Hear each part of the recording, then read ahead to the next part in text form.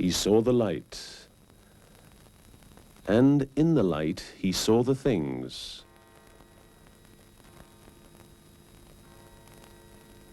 The first things he saw first. The nipples of his mother. The buttons on the waistcoat of his father. Bone teething rings. And pet dogs of plastic. The rest of the world he winked at for the present. But when he came outside, his eyes grew big with wonder. 2 cherries in the street, and millions on a tree. Big brutes of dogs. A wheelbarrow. And another wheelbarrow with 4 wheels, and with people inside, and no one in front or behind. As long as his shutters were open, the procession never stopped. Schoolmasters and schoolmistresses, buskers, bobbies, doctors and pharmacists, ladies and gents, dollars and cents. He climbed from school to school, and all sorts of things happened. Too many things, in fact. Too many to recount. Still, some memories are strong. Like that walk he took with his father. By then he was well on his way through school, reading scholarly books of which he enjoyed the smell. His father was not yet old, but growing ever more silent, reading his newspaper mostly, and the incoming bills. So there they were together, walking a sandy track towards the city, where in a dear dead shop, his father wanted to buy a pair of low-priced shoes for him, his son. It was summer. The trees were soaring to the sky and shedding an early yellowing leaf.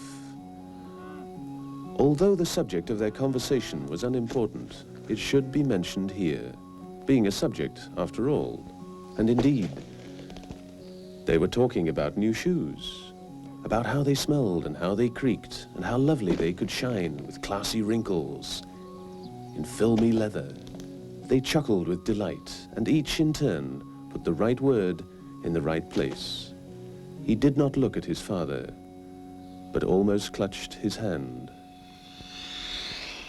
All that learning he did in the schools made him as learned as a master, but that was not his fault.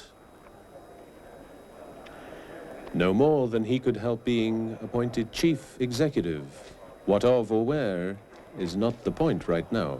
Just the old song of tinker, tailor, rich man, poor man, beggarman, thief. 2 telephones stood on his desk, and in the office next to his, a lady and a gentleman typed his words. He flew to Spain and to Kuwait, spoke each lingo well and straight, and shook hands with people in high places. All of this took somewhat longer than this tale suggests, but that doesn't matter.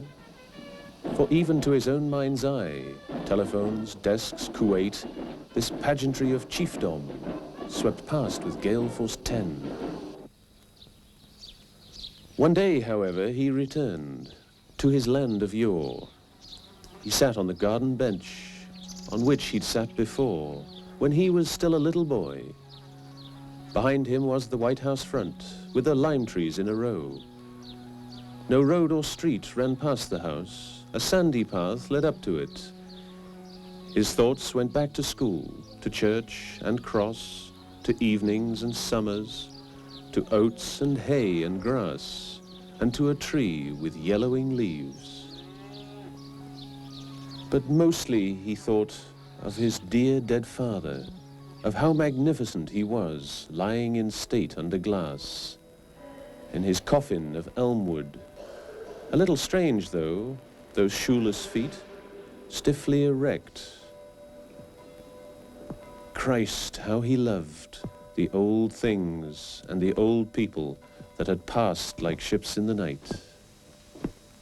For years he kept on busying himself in the pursuit of wealth, with telephones and blah, blah, blah. Until there came a day when once again all that had ever happened, indeed his life, rushed like a fearful storm past his mind's eye.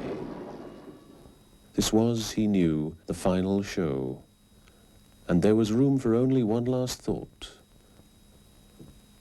Thank God, he thought, that at times I have loved. Then he smelled elmwood and closed his eyes for good.